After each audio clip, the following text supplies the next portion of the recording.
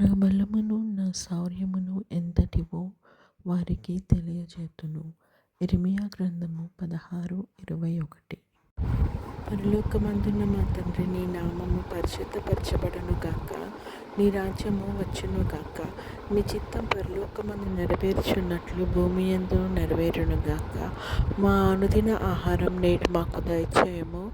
ఇతరులు మా ఎడల చేసిన అపరాధములను మేము క్షమించిన ప్రకారము మా అపరాధములను క్షమించుము.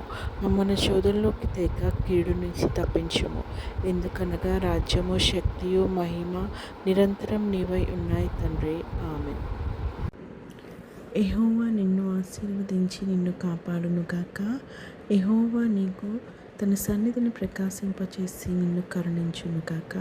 యెహోవా నీ మీద తన సన్నిధి కాంతి ఉదయింపచేసి నీకు సమాధానం కలుగజేయును గాక. ఆమేన్.